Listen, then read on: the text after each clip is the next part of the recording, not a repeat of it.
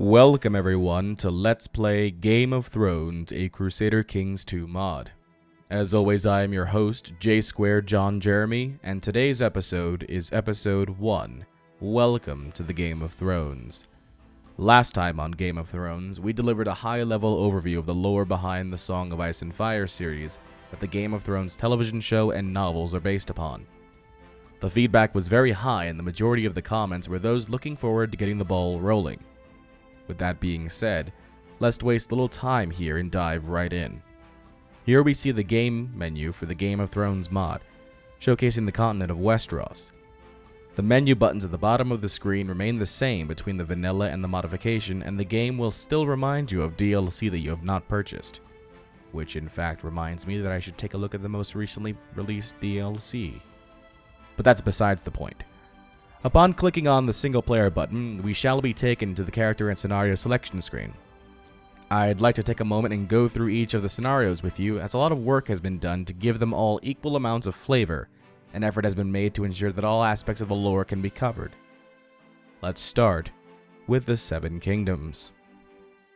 Before the conquest, 7 kings ruled in Westeros, each struggling for power and supremacy over the other. Can you emulate Aegon Targaryen and unite all of Westeros under one king? What's interesting about this scenario is that there will not be a Targaryen presence in Westeros, which means no dragon influence so far as I have played. It does provide an interesting premise to the game, and it is an opportunity provided to a player to become the first king of Westeros, so why the hell not? Let's move on to the War of Conquest. Aegon Targaryen and his sisters have landed at the mouth of the Blackwater, armed with 3 mighty dragons. Argilac the Arrogant has spurned Aegon's offer of a marriage between his friend Orys and Argilac's daughter, sending back the hands of Aegon's envoy. As a consequence, Aegon has vowed to conquer the 7 kingdoms, proclaiming there will be only one king. As we can see, the Targaryens control the territory of King's Landing as well as Dragonstone, while the 7 kingdoms' powers still retain all of their territory from the prior scenario. At first glance, it would seem that Aegon's invasion is suicide, but that is until you count Aegon's 3 dragons, Vhagar, Meraxus, and Balerion the Black Dread. With these 3 creatures along, Aegon has the same, if not even greater power than each of the 7 kings. Let's move on to the Dance of the Dragons. Upon King Viserys' death in 129 after landing, the Lord Commander of the Kingsguard, Sir Criston Cole, later called the Kingmaker, defies the late king's will that named his daughter, Princess Rhaenyra, as his heir, and instead crowns her younger brother, Prince Aegon, as King Aegon II.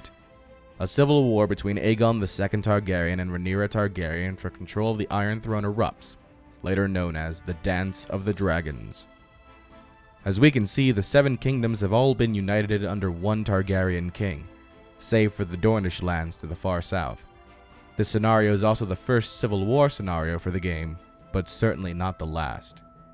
I believe here might be a good place to speak on the idea of a Westerosi civil war, in comparison to a civil war from the vanilla Crusader Kings 2 game. When a civil war against the Iron Throne begins, the realm fractures, and all of the great houses must decide whether to support the king, support the rebellion, to strike out on their own, or simply to wait and bide their time. For the duration of the Civil War, all those ranked Lord Paramount are considered de facto independent from the Iron Throne, even if they choose to ally with the ruling king. As you can potentially gather, this leads to quite a bit of chaos. Let's move on to the Conquest of Dorne. When Prince Daeron the Young Dragon ascended to the Iron Throne in 157 after landing, he declared war on the independent kingdom of Dorne to complete the legacy of his ancestor Aegon the Conqueror, and to unite all 7 kingdoms under Targaryen rule. Daeron won the war quickly, a victory he immortalized in his book Conquest of Dorne. The arms of House Martell display the sun and spear, the Dornishmen's 2 favorite weapons, but of the 2, the sun is the more deadly. After the invasion, the young dragon left the Lord Paramount of the Reach to rule Dorne in his stead. But the proud Dornishmen, although defeated, would neither submit to a dragon nor to a Tyrell. Conspiracies and revolts spread throughout Dorne like wildfire, culminating in the death of Lord Tyrell. His death led to rebellion throughout Dorne, and in a fortnight, all Daeron had achieved was undone. Now, many of my subscribers who are interested in this particular series want me to play as someone within the Dornish territories.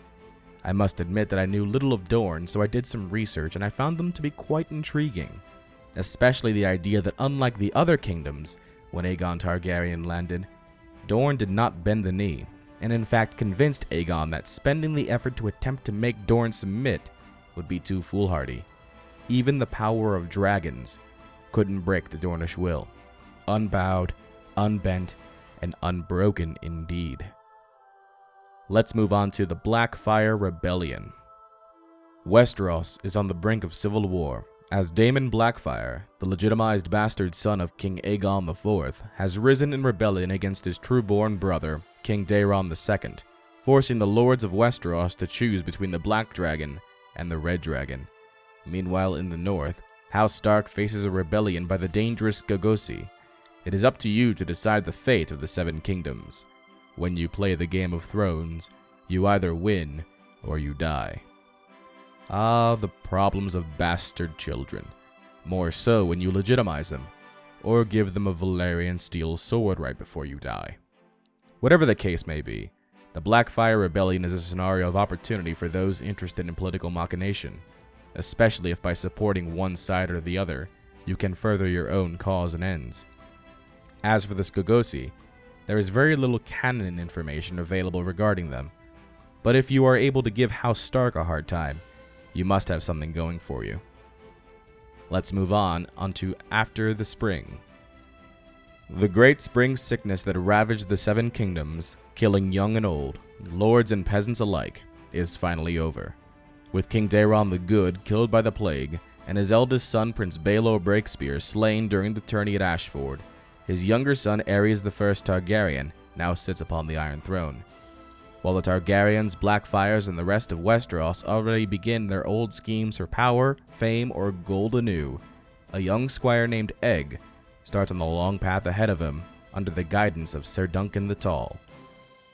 Without going into too much detail behind the backstory of this particular scenario, let me just note that this would be a good example of the lords of Westeros finding themselves under the rule of an individual that was ill-prepared for the premise of rulership. On the flip side, this would be an ambitious man's dream come true. And please, do read George R.R. Martin's short story, The Hedge Knight, for more info on Sir Duncan the Tall and Egg, and a fantastic quick read. Let's move on to Robert's Rebellion. Westeros is on the brink of civil war. Rhaegar Targaryen, the heir to the Iron Throne, has kidnapped Lyanna Stark, the betrothed of the Lord Paramount of the Stormlands, and daughter of the Lord Paramount of the North. Brandon Stark, her elder brother and heir to the North, charges south demanding vengeance. The Mad King Aerys II, outraged by Brandon's demands, had him and his father executed, and calls for Eddard Stark's head as well. As all but Balon Greyjoy and Tywin Lannister prepare to declare their allegiances, it is up to you to decide the fate of the Seven Kingdoms. When you play the Game of Thrones, you either win or you die. This was the first scenario that the Game of Thrones mod debuted with, and for good reason too. It has it all: the opportunity of war, the premise of political machination, the immediate history and background behind the Game of Thrones novel and television series. Hell, who wouldn't want to play as Eddard Stark and ensure that not only does he get to keep his head, but perhaps he'll make one change to his history and end up upon the Iron Throne himself? Answer: everyone would. Let's move on to the Crowned Stag. Robert's Rebellion is over. The Targaryens are all but wiped out, their last scions scattered to the free cities in the form of a young man and a babe in arms. Robert Baratheon now sits upon the Iron Throne of Westeros, but soon realizes that being a king is not quite so easy as he had expected. Honor: I've got 7 kingdoms to rule. 1 king, 7 kingdoms. Do you think honor keeps them in line? Do you think it's honor that's keeping the peace? It's fear. Fear and blood. This scenario is very similar to Robert's Rebellion in terms of character setting, except for the fact that the Civil War has already ended in Robert's victory. Now, instead of focusing on warfare, a player can choose to instead deep dive into political machinations. Of course, when one starts to dabble into that, it's not so long before something rises out of the ether. And with that, let's move on to the Greyjoy Rebellion. Believing King Robert's rule to be insecure, Lord Balon Greyjoy of Pike has proclaimed himself King of the Iron Islands and is in rebellion against the Iron Throne. He has been crowned beneath Naga's ribs by the priest Tarl the Thrice Drowned with a driftwood crown, and is trying to secure independence for the Iron Islands and restore their traditions of old, lost almost 300 years before during the War of Conquest. You know, I look at this screenshot here and I just think to myself, Balon Greyjoy, you're an idiot. Unlike someone with political skill who seeks allies, Balon decided to lead a charge without any support, only hoping that others would do the same. Want to have a hell of a time? Play as Balon and try not to be defeated as quickly as he did in the lore. Hell, I'll give you a cookie. Let's move on to A Clash of Kings. Westeros is once again at war. After the untimely death of Robert Baratheon, his untested firstborn son Joffrey sits upon the Iron Throne. However, scandal regarding the boy king's parentage has shaken the Seven Kingdoms to their foundations. After discovering the truth, Eddard Stark sent word to Stannis Baratheon, Robert's younger brother, informing him that he is heir to the Iron Throne, an action that cost him his head. Eddard's son Robb, supported by House Tully of the Riverlands, call their banners against the throne. Meanwhile, Renly, Stannis' and Robert's youngest sibling, has struck an alliance in the Reach in order to press the claim in his own name. Finally, Balon Greyjoy, ever the opportunist, declares his own independence and sends his reavers to reap the treasures of the North. In this scenario, relive the central conflict of the Song of Ice and Fire series, immortalized by George R.R. Martin. But remember, winter is coming. Did you ever read the books or watch the television show and say to yourself, man, if I was him, I would have done things this way, and that would never have happened? Well, this scenario is your chance. Want to ensure that Robb Stark survives the Red Wedding? Or perhaps you are a Renly supporter and were saddened and dismayed at his quick elimination from the Game of Thrones. Or maybe you just want to see that bastard Joffrey get his comeuppance. Well, this scenario is your opportunity to do that.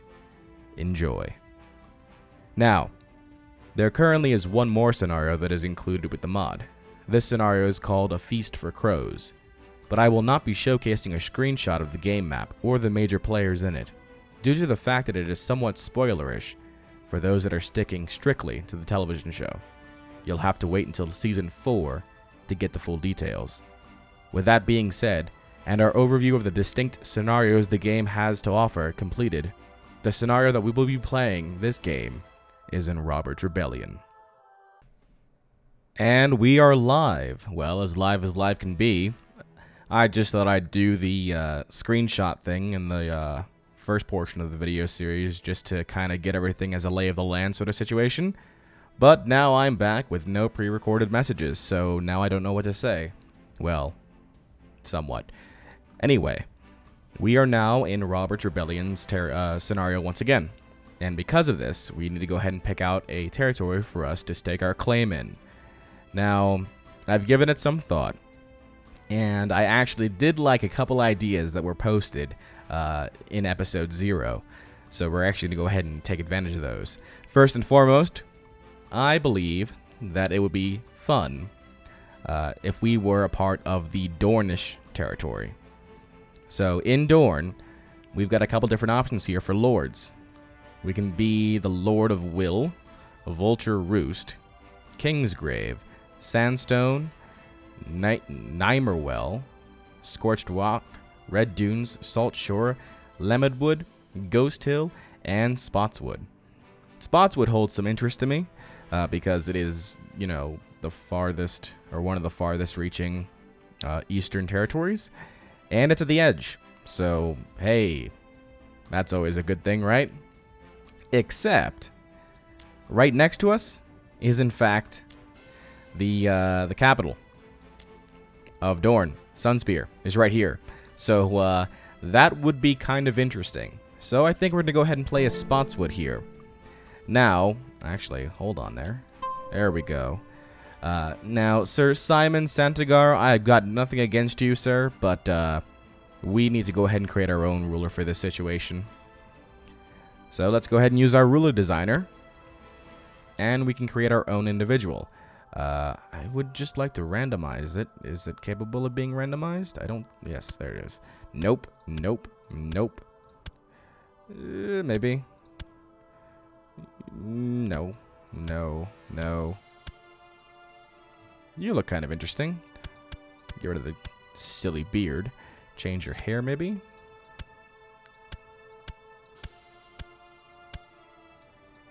What do you look like when you're older? That's okay. What other hairstyle? Yeah, there you go. That looks kind of interesting. All right. This is going to be our character. His coat of arms is going to be, and this will give it away, give away my plans when I showcase it. But we're going to go ahead and change his coat of arms.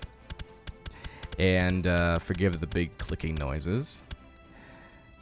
His coat of arms is going to be a red shield. And within that red shield, you're going to see a shining yellow star. Now, the reason why it's red, well, that's because our ruler here is going to be of the R'hllor religion. He is going to follow the Lord of Light. I did like that idea, and I'm going to use it.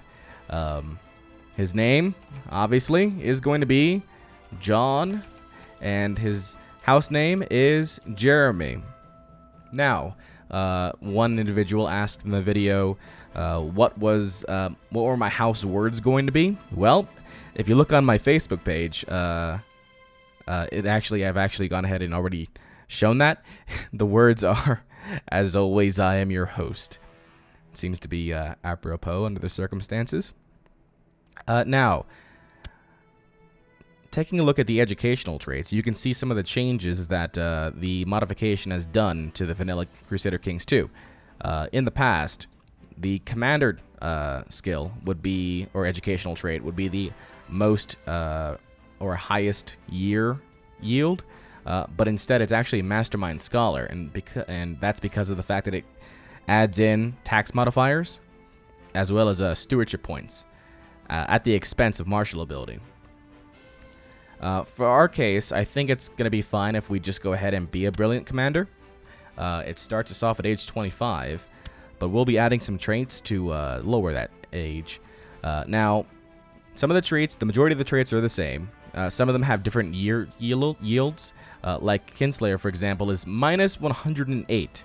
That's because being a Kinslayer in Game of Thrones lore is really, really bad. But we're just going to be a couple traits here. For example, we are going to be Patient, which is minus 1. We are going to be a Trained Fighter, just in case we get ourselves into combat. And I'll go over the dueling system if we do, in fact, get to do that.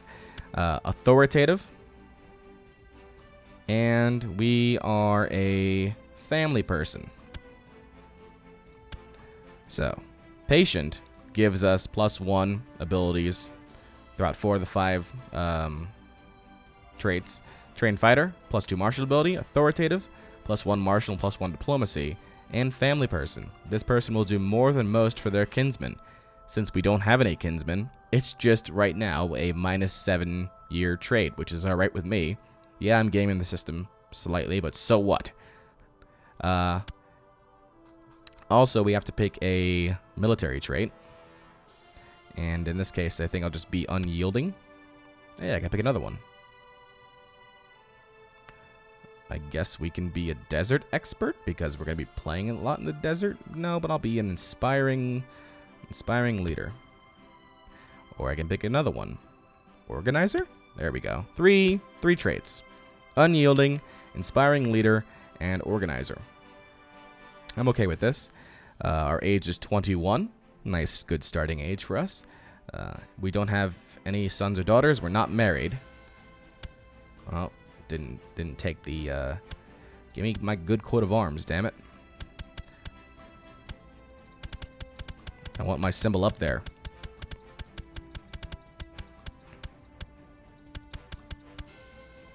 Alright, let's see here now.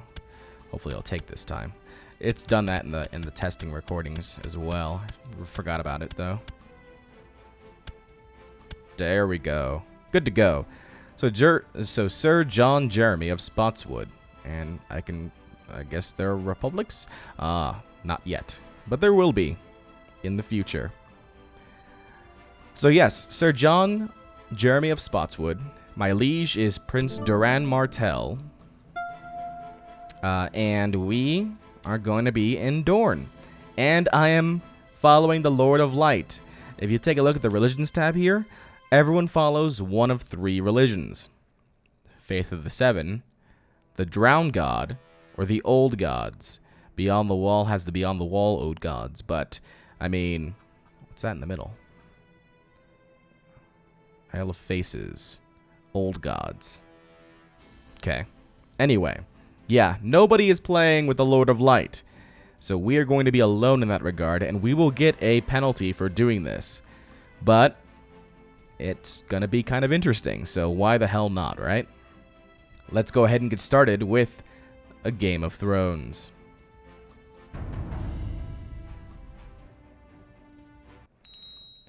Okay, first and foremost, let's go ahead and take a look at our territory here. Spotswood. We have 1 castle, a city of Olive Grove, and the castle of Greystoke. Okay, 2 castles. Not bad here. If you notice, we are currently already at war.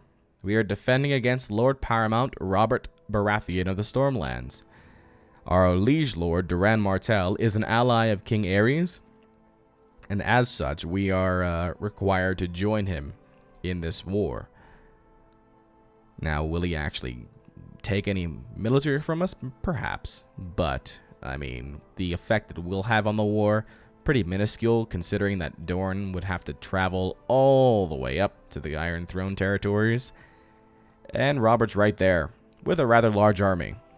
So, I don't think we need to worry too much right now about it.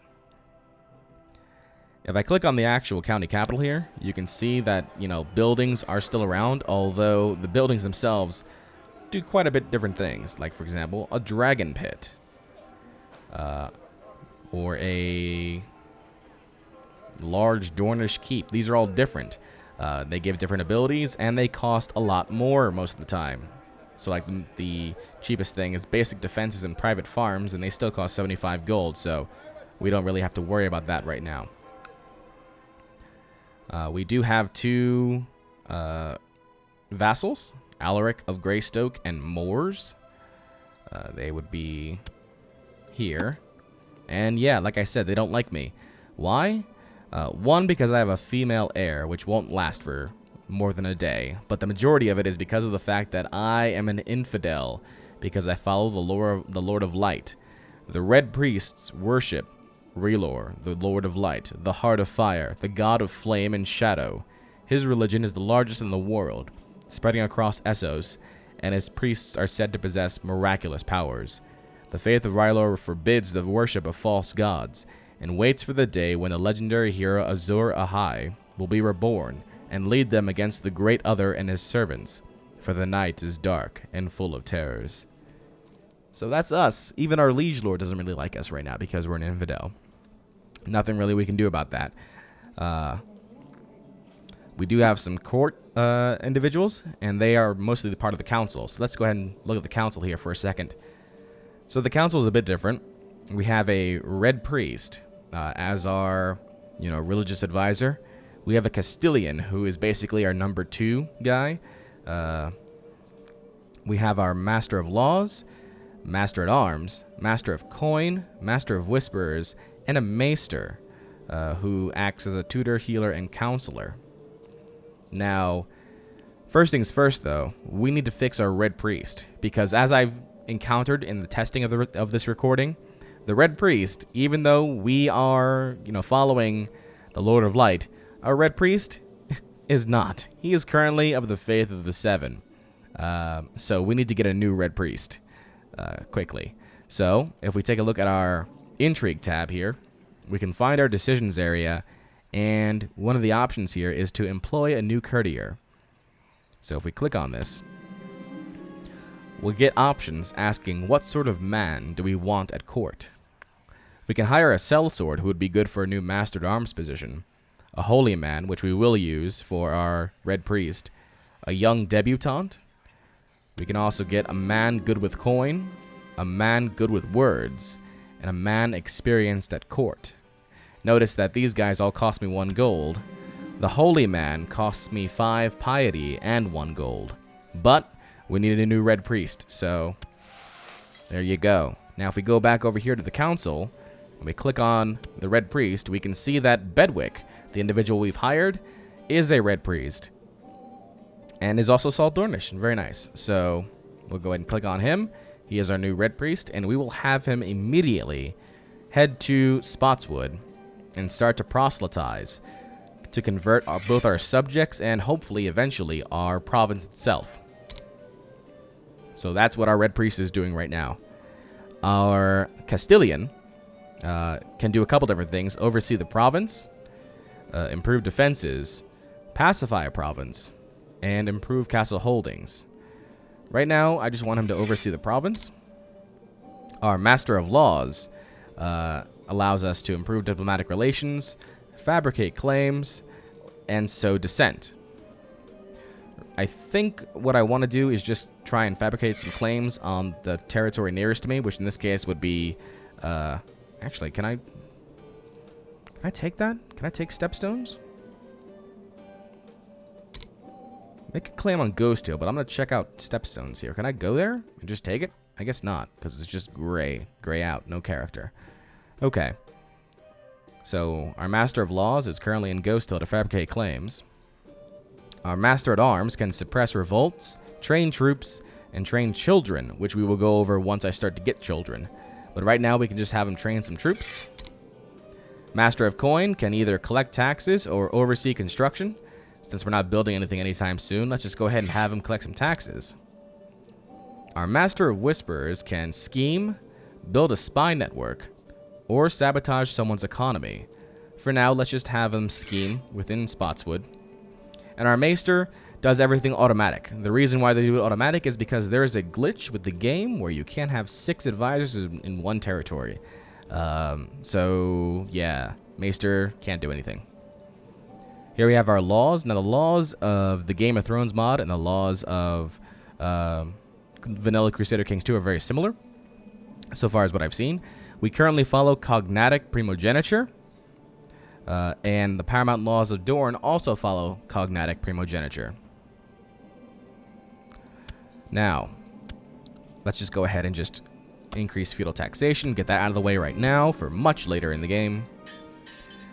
There is no technology in Westeros. At least there is no technological advancement in Westeros. So don't even try it. It doesn't work. Well, it's meant not to work because the entire idea is that there is no advancement of technology. Our military, we currently have 618 units at the ready, with 87 more from our 2 vassals. You can hire mercenaries. They're sellswords, and they do have their own infantry that are available to them. We even have Dornish spearmen you can hire as well, or the Sell-Sail Fleet. Pretty interesting. And obviously, fleet levies, we have none. And I don't think we ever will be able to get them. I don't know. I have to look into that. Intrigue. Right now we have 2 plots. We can fabricate a claim on the High Lordship of Broke... whatever. I don't want to click on it, but Broke whatever. But it's against our liege lord, so I'd rather not piss him off. And right now we can fabricate evidence of Lord Osmond II's treason, who is currently the Lord of Stoneway. We can also go ahead and do things like hold a summer fair, grand hunt. We can ask the Iron Bank for a loan. We can take a look at the White Book and see the history of the Kingsguard. We can show owners of Valyrian blades. So if I wanted to see the owners of Valyrian blades, I click on it, and I can see that Eddard Stark wields ice. Arthur Dane wields Dawn, Mormont wields Longclaw, Randall Tarley wields Heartsbane, so on and so forth. If I said show me dragons, if anybody had any dragons, it would show me it here, in which case I would say, you want to be my friend? Because that's basically how it goes when it comes to dragons. Factions also are pretty similar between Crusader Kings 2 and Vanilla and Game of Thrones. You can choose to start a faction. I've actually not started a faction in this mod, so I don't know what it does per se. I don't want to click on it just in case I mess things up. And obviously our religion tab. It's funny because it shows the 7, the faith of the 7 here, but we are of the R'hllor faith, so we don't follow these guys up here. We are waiting for a high priest. Hopefully our own red priest will become a high priest, and we might be able to get some things from him, hopefully. And that is basically that. Oh, we do need to find a wife. Let's go ahead and search all. If you want women, not in prison, not married. And let's see if there are any that are actually of my religion. There are 2. Melisandre is a courtier of the Sail fleet. Or Taina, master of laws in the company of the cat.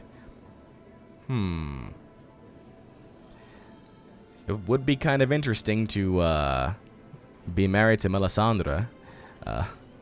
Must admit, can I arrange a betrothal with you? Nope. Can I arrange a marriage with you? No.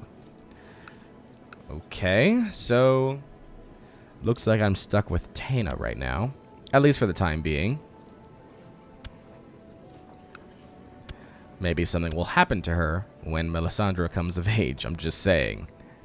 Yeah. Ugh. Minus 100 prestige for marrying a courtier. The House of Myr gets me no prestige. That sucks. Yes, go ahead and do that. Gonna have to get married and have some kids. Start to build the family. That's what matters right now. Let's see here. I need to choose an ambition. Right now, all I want to do is get married. So, get married. Done. Get that ambition going.